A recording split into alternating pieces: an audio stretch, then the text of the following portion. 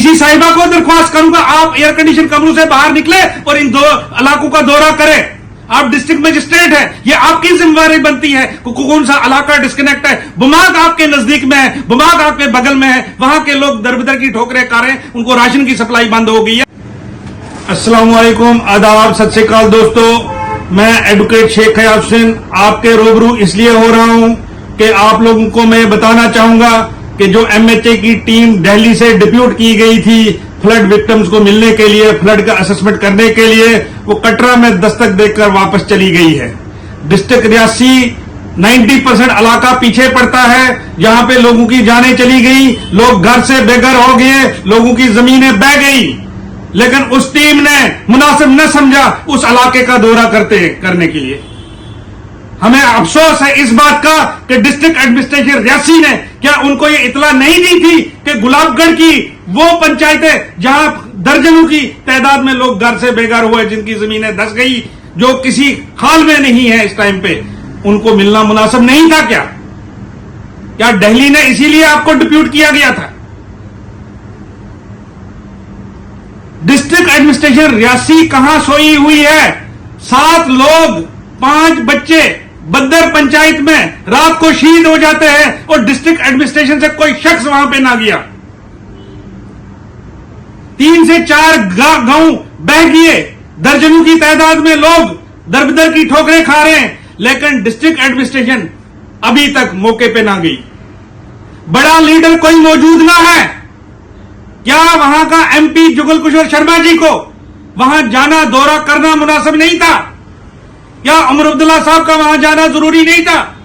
उमर अब्दुल्ला साहब ने, honourable chief minister साहब ने जो 10 लाख दिया है डीसी को, वो 10 करोड़ रुपए दिया है, वो 10 करोड़ रुपए कहां है? अगर उस पैसे को बचाकर वापस गवर्नमेंट को रिफंड करने का काम करने का सोच रहे हो या कहीं और डाइवर्ट करने का काम सोच रहे हो, वो सरासर हम कभी नहीं होने देंगे। क्या डिस्ट्रिक्ट एडमिनिस्ट्रेशन या वहां की एडमिनिस्ट्रेशन या वहां के जानी मानी हस्तियों का सिर्फ इतना काम है कि एक 2 दिन का राशन उन लोगों को प्रोवाइड किया जाए? ये काम वहां के लोकल लोग, वहां का भाईचारा इतना है कि एक महीने का 15 दिन का राशन हम सब जमा करके उनको दे सकते हैं।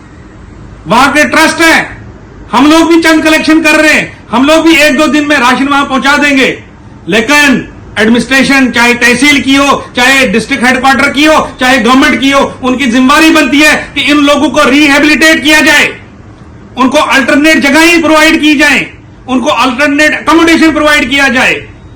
वो किस तरीके से रहेंगे? आने वाले टाइम में सर्दी होगी, बर्फबारी होगी, उनको रहने का इंतजाम कौन करेगा? और बड़ी हैरानकुन बात यह है कि बुद्धन से बुद्धल जो ये ग्रिप का रोड बन रहा है, इसकी वजह से सारी प्रॉब्लम क्रिएट हो रही है। बगैर ड्रेनेज के, बगैर बेस्टवाल के, मलबा अपनी मर्जी से जगह जगह छोड़कर, जिसकी वजह से सारी डिस्टर्बेंस हो रही है।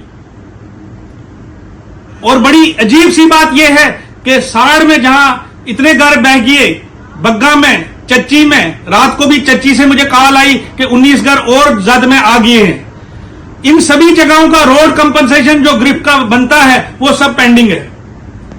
अगर इस टाइम पे वो पैसा रिलीज ना करोगे, बाद में इन लोगों ने क्या करना है उस पैसे को?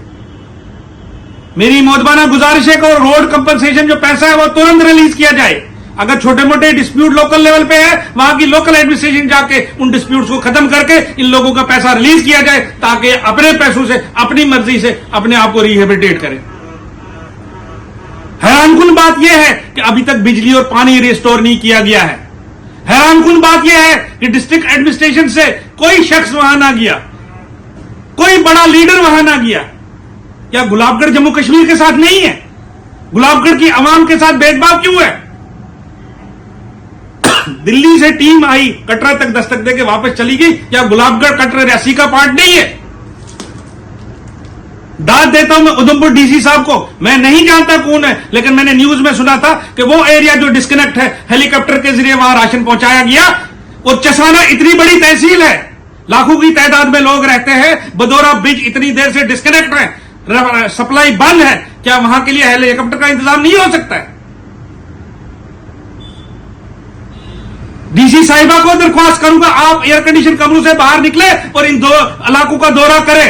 आप डिस्ट्रिक्ट मजिस्ट्रेट है, ये आपकी जिम्मेवारी बनती है कौन सा इलाका डिस्कनेक्ट है। बुमाग आपके नजदीक में है, बुमाग आपके बगल में है, वहां के लोग दरबदर की ठोकरें खा रहे हैं, उनको राशन की सप्लाई बंद हो गई है। एडमिनिस्ट्रेशन ने क्या किया ये बताओ। वहां पे एसडीआरएफ की टीमें कहां है?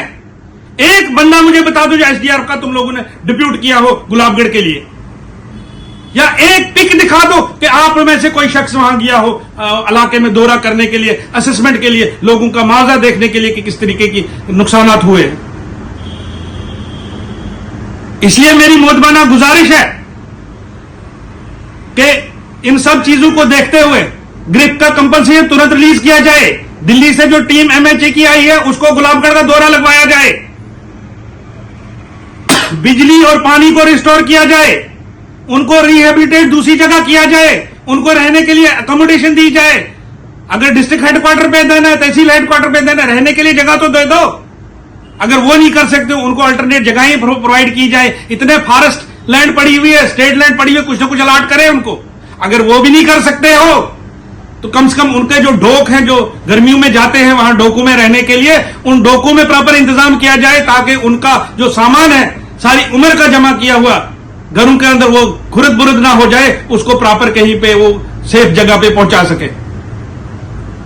और अगर ये 2 दिन में काम ना हुआ, ये सारी चीजें हल ना हुई, तो यकीनन पब्लिक सड़कों पे आएगी और पब्लिक के बीच में अयाज भी होगा और बाकी लोगों को भी शामना बशाना अपने साथ चलाऊंगा, क्योंकि ये सरासर ज्यादती है वहां की आवाम के साथ। यहां पे जम्मू में अगर एमपी साहब अनाउंसमेंट कर सकते हैं 1 करोड़ कंपनसेशन अपने फंड से, क्या वहां के लिए वो एमपी नहीं है?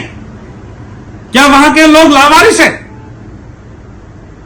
एमएलए साहब से दरख्वास्त दूंगा आप भी अपने फंड से पैसा रिलीज करें इन लोगों के लिए। इस टाइम पे जरूरत है, हमारा इम्तिहान है, उन लोगों का तो इम्तिहान है ही है, हमारा इम्तिहान है जरा हम किस तरीके से उनके साथ शाना बशाना चलते हैं। ऐसे हालात में कल को हम में से कोई और शिकार हो सकता है। ज्यादा टाइम न लेते हुए शुक्रिया।